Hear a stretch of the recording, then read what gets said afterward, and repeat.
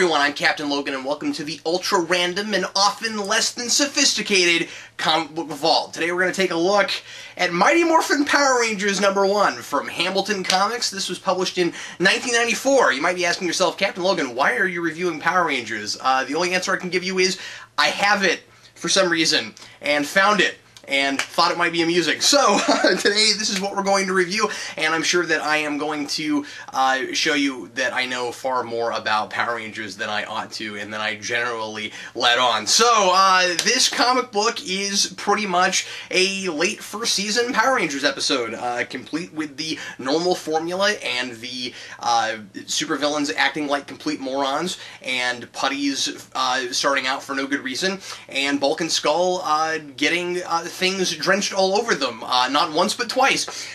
So the question I have reading this is, why does it stick to like late first season Power Rangers when there's an ad in the middle of it for something Power Rangers with the White Ranger in it? There's an ad for one of those old handheld games, and it's got the White Ranger in the ad, and this is very clearly cemented in a very particular place in Power Rangers history. See, I'm revealing more than I should about what I know about Power Rangers.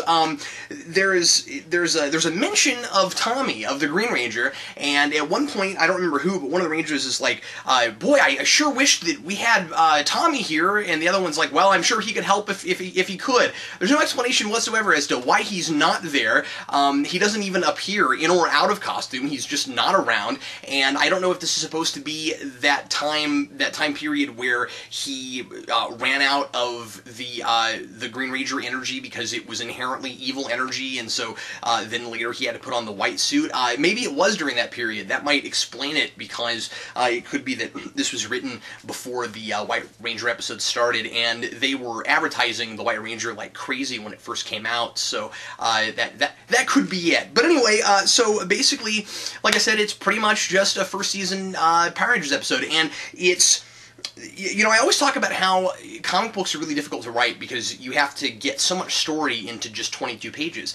And this is a formula that makes it really easy to get a whole story into 22 pages, because it's simply, the Power Rangers are doing something at school that inspires Lord Zed to invent a monster, because Lord Zed's not very creative. Him or Rita, or really any of the other Power Rangers villains that there ever were, they're not real creative on their own, so they need to just sit around and wait for the Power Rangers to come up with their monster for them. And then he creates a monster. In this case, it's a Dracula. A Dracula butterfly monster, which, by the way, you open the first page and it says, "In the Menace of Dracula," and of course, it being Power Rangers, and despite the fact that it's a Power Ranger, that it's a comic book, and they don't have to, you know, worry about live-action budget or anything, you're not going to get to see anything that sounds anything like as cool as the title, "The Menace of Dracula." So, So Lord Zed, of course, creates another of his endless list of monsters, and it's a big Dracula butterfly monster, which incapacitates 3 of the Power Rangers, and 2 of them have to go to another dimension that that Zordon opens up for them to go get the stuff they need to fix the Rangers, which is the venom of a giant evil, well, not evil, but a giant spider. And even though it's just the regular formula, I mean, of course, you know, there's the morphing sequence, and then the Lord Zed says, you know, "Make my monster grow," and then it gets, and then, you know, they get their Zords, and they put it together into the Megazord, and, you know, they hit it 3 times and it falls down. And then at the end, Billy gets his butterfly back, because, and you know, it always works out that way. Whatever monster they ever defeat, it always just turns right back into the thing it was before, despite the fact that there's always a big giant explosion of the monster. I gotta look at this again. Was there a big explosion for this one? Yeah, there's a big explosion on this one too. Well, it looks more like a big puff of smoke, but anyway.